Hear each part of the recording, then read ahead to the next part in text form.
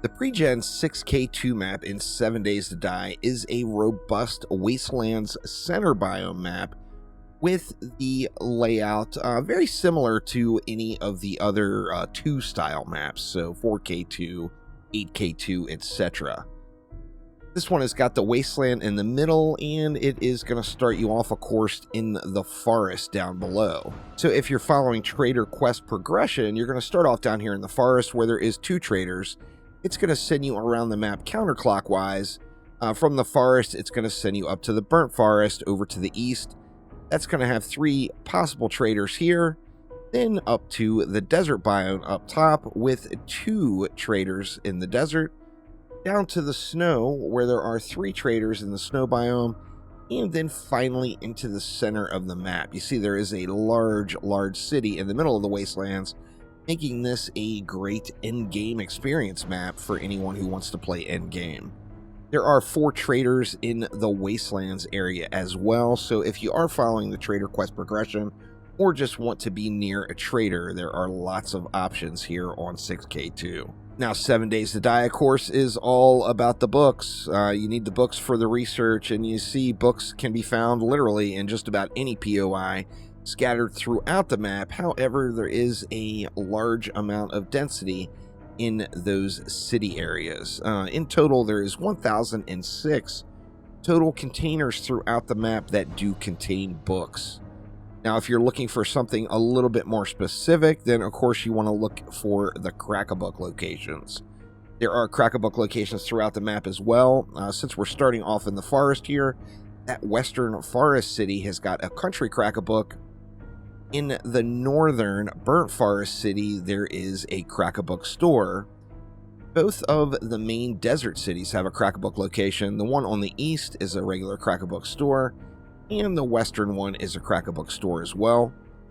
Down in that snow biome, there is a Crack-a-Book store located just on the east side of that main city. And then finally, 2 Crack-a-Book locations in the Wastelands. So you've got a Crack-a-Book store right in the kind of northwestern area of the city, and then a Crack-a-Book headquarters as well farther down into the downtown area of the city. Now, as I mentioned, there are Crack-a-Book stores, but more importantly, there is a Crack-a-Cafe, which is right here in that western desert city. Now, Crack-a-Cafe, I personally have just had a lot of luck getting a lot of books in, so I always make sure to hit this one up. However, every Crack-a-Book location is going to be a hotspot for books, with the exception, really, of the Crack-a-Book headquarters. This is more of a business skyscraper building. It does have a lot of books in it, but not near as many as the Crack-a-Book stores or the Crack-a-Cafe. The various Shotgun Messiah POIs are always a fun stop. We got 3 of those. Starting off in the forest, there is a Shotgun Messiah range. Now, this is a Tier 4 POI. However, it is going to be in your starting area. So you're going to be starting in the forest here. Might as well hit up the Shotgun Messiah and hopefully get lucky and get yourself some goodies. Now, up in the desert, there's 2 Shotgun Messiah locations. There's a Shotgun Messiah range over in the eastern city, and then in the western city, there is a ransacked Shotgun Messiah. Now, remember, all of the Shotgun Messiahs are not just named Shotgun Messiah.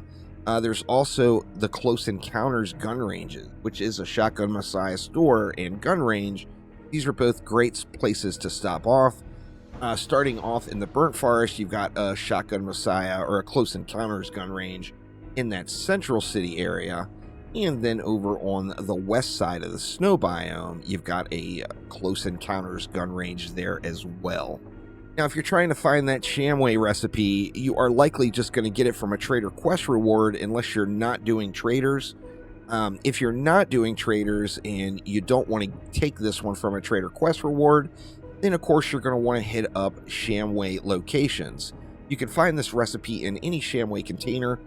There is going to be a Shamway processing in 2 different downtown Shamway locations right in the middle of that Wastelands biome city.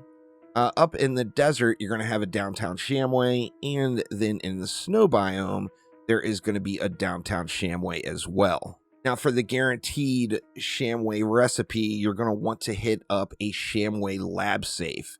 These are never located in a Shamway. They are going to be in two different POIs. Starting off over here in the snow biome, you've got the NDC checkpoint number 2. There is going to be a Shamway lab safe for you to crack inside there that will have the Shamway recipe. Then in the downtown area of that Wastelands biome, there is the Massive Gains Mall. There will be a Shamway lab safe there as well. Now, overall, there is a robust endgame experience. There's 23 Tier 5 POIs on this one, so lots of high-end POIs to visit. There's no Tier 5s in the forest. However, in the Burnt Forest, right in the middle of that main northern city, there is a Navisgain Athletics Complex. This is the big stadium and no doubt a hot spot to visit.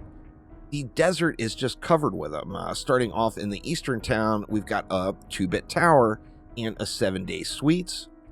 Out here in the middle of nowhere, we've got the Red Mesa compound. Over into that northwestern area of the desert, we've got a Grover High. And then in that main central desert city, we've got a Minotaur Theater, a Last Sunset Nursing Home, and then a Navisgain Corrections. In the snow biome up north there is a U.S. Army Post number 7, and then there's 3 Tier 5 POIs in that main snow biome city. You've got a Vanity Tower, a Higashi Pharmaceutical, and an Ostrich Hotel. Now, that large wasteland city, of course, has got just a ton of Tier 5 POIs in it. We'll start off at the top here. We are going to have a Vanity Tower. There is going to be an Ostrich Hotel there. A Haven Hotel right down the road. Over to the west here, there's going to be a Vanity Tower. A Dr. Karen Higashi residence. A Minotaur Theater right in the middle of that city. Crack-a-Book headquarters. And then a Navisgain County Jail over to the east. And then last but not least, we got a U.S. Army Post number 7 kind of in that southern area. A Poppin' Pills factory in the kind of south central part of the city.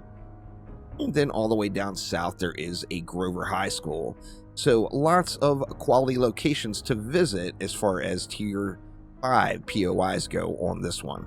Now, of course, it would not be 7 Days to Die without having some hidden goodies. So starting off, we've got a couple of different bomb shelters. In the Wastelands area, we've got a Hexagon Hideaway. The Hexagon Hideaway is just a very small shack that you can cruise on by, easily missing it. However, if you go around to the back, there's a small shed. Flip the switch in the shed, that's going to give you access to the basement. If you head on down there, you're going to see a full bomb shelter POI down below the Hexagon Hideaway. Then there is a Bart's Salvage location. This one's going to be in the southern area of the Burnt Forest. This one as well is very easy to skip as it's just a normal old salvage yard POI. However, if you go into the POI, into the back of the salvage yard, you are going to see an access port going down. The Hidden Hollow is a hidden bunker that is also another that is very easy to miss. This one is in the snow biome, kind of halfway up over to the eastern edge. You're going to find this one by just looking for a car out in the middle of nowhere. Near that car, you're going to see an air vent coming up, and then in between the car and the air vent, there is going to be a hatch that's leading down into the Hidden Hollow. Now, the game files on this one does show a prepper's den all the way down in the southeast corner.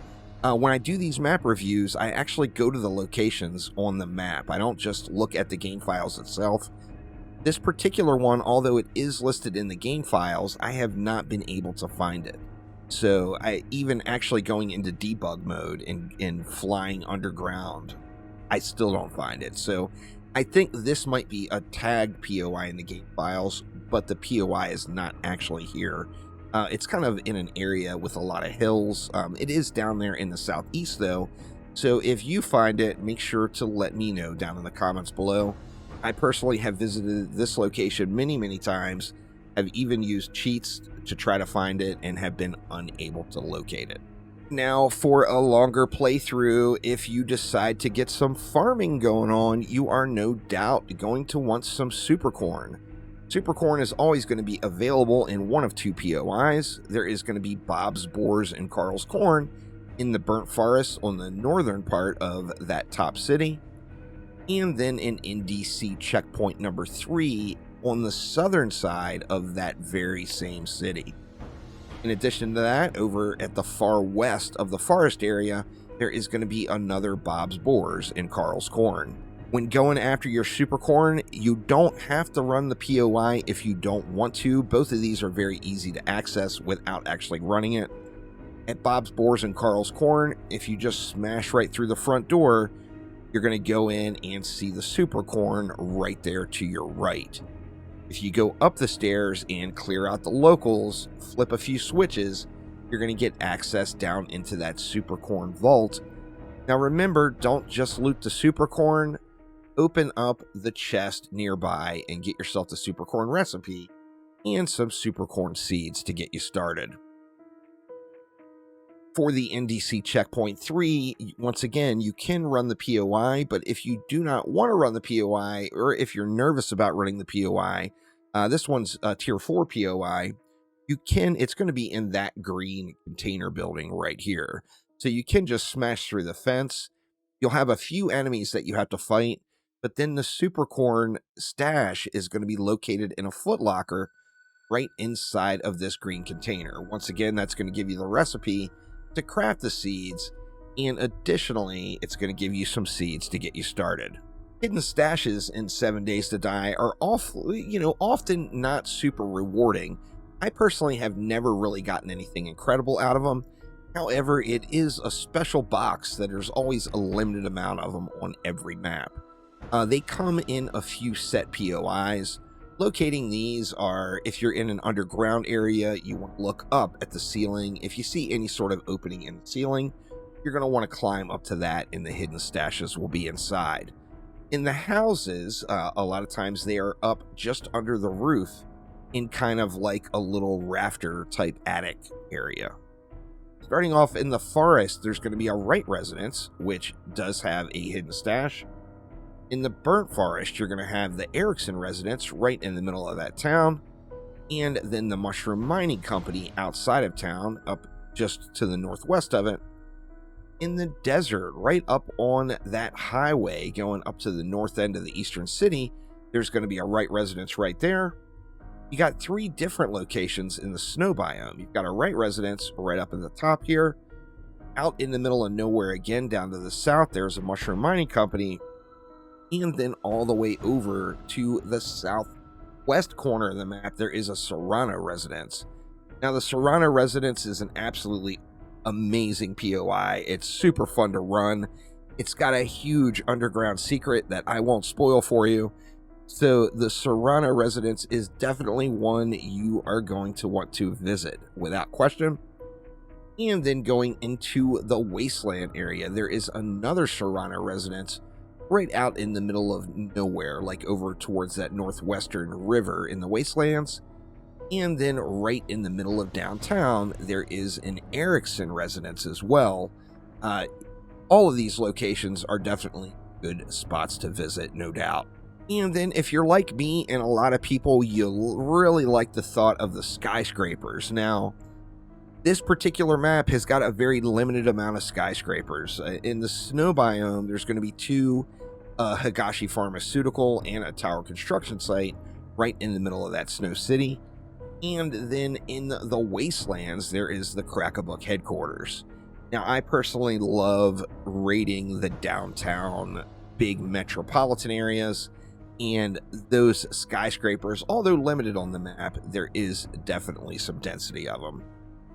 Now, this particular map, just with the pure size of this wasteland city, in my opinion, this is a great 6K map to run. It's going to give you a super robust endgame experience. This is just a massive town in the wastelands, so the wastelands is going to be your endgame area. If you want to have a nice long endgame experience but don't want to play on one of the larger maps, then 6K2 might be the one for you, as there's no shortage of things to do here, with lots of traders throughout the wastelands where you could easily trader hop and just have an enormous selection of trader quests if that's what you're going for. But that is a look at the 6K2 map in 7 Days to Die. Really, definitely a robust pre-gen. Of course, this is a 6K map, so it's a little bit smaller. However, this one is going to give you a great experience. I know there's a lot of Xbox Series S players that are preferring to play on the 6K maps for performance reasons, and I think 6K2 would definitely be a good one to start your playthrough. But that will do it for now. Thanks an absolute ton for watching, and I will see you next time around. Take it easy.